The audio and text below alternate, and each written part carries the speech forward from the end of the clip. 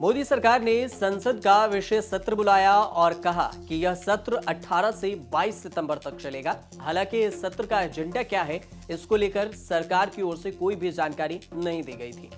विपक्ष लगातार मांग कर रहा था कि सरकार इसका एजेंडा बताए, जिसको लेकर सोनिया गांधी ने पीएम मोदी को चिट्ठी भी लिखी थी, जिसमें स्पेशल सत्र का एजेंडा पूछा गया था।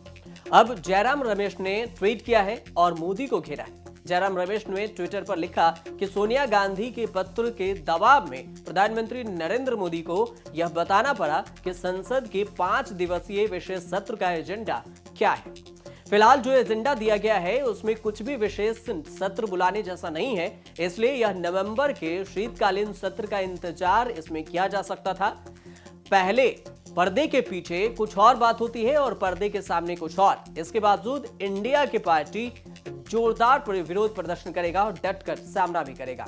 सरकार ने विशेष सत्र के एजेंडे भी बताए, जिसमें उन्होंने कहा कि पहला दिन 18 सितंबर को संसद के सत्र का संसद के दोनों सदनों में पहले दिन 75 सालों में संसद की यात्रा पर चर्चा होगी।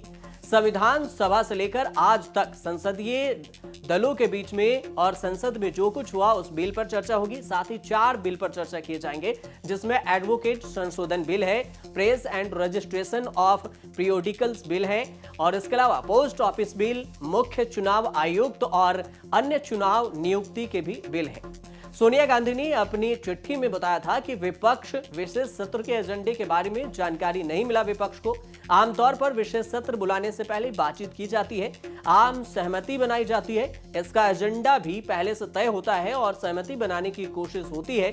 यह पहली बार है कि कोई बैठक बुलाई जा रही है और एजेंडा तय नहीं है और ना ही इस पर कोई सहमति बनाई गई है। सोनिया गांधी ने यह भी कहा कि इस विशेष सत्र के 5 दिनों में सरकारी बिजनेस के एजेंडे पर बात होनी चाहिए। उन्होंने ये भी कहा कि प्रधानमंत्री मोदी को चिट्ठी में जो मुद्दे उठाए गए हैं उस पर जवाब देना चाहिए। सोनिया गांधी ने विपक्ष के 9 मुद्दे उस चिट्ठी में उठाए थे, जिसमें महंगाई, एमएसएमई और की जानकारी दी गई थी। इसके अलावा बेरोजगारी, किसानों की मांग, अदानी मुद्दे पर जेपीसी की मांग, जातीय जनगणना, केंद्र राज्य संबंधित जनगणना और सामाजिक एजेंडे, सामाजिक सद्भाव को लेकर भी सवाल उठाए गए थे।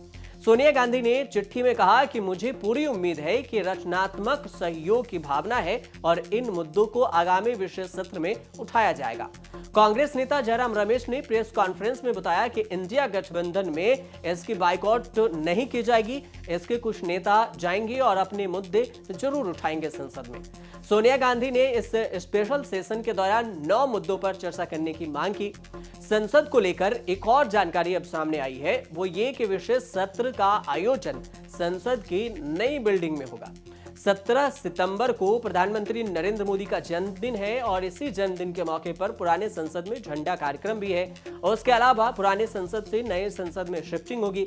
19 सितंबर को गणेश चतुर्थी के मौके पर नई बिल्डिंग में दोनों सदनों की कार्रवाई शुरू की जाएगी। नए संसद भवन का उद्घाटन प्रधानमंत्री नरेंद्र मोदी ने 28 मई को किया था। उसका विपक्ष ने विरोध भी किया था, कार्यक्रम में शामिल भी नहीं हुआ। ये कहकर विपक्ष शामिल नहीं हुआ था कि उद्घाटन राष्ट्रपति द्रौपदी मुर्मू को करनी चाहिए। इधर विपक्षी गठबंधन की बात करें तो इंडिया की कोऑर्डिनेशन कमेटी की बैठक 14 सितंबर को बुलाई गई। पहली बैठक हुई है, उसके बाद अगली बैठक कहां होगी इस पर चर्चा होनी है। एजेंडा क्या होगा इस पर भी बातचीत होगा।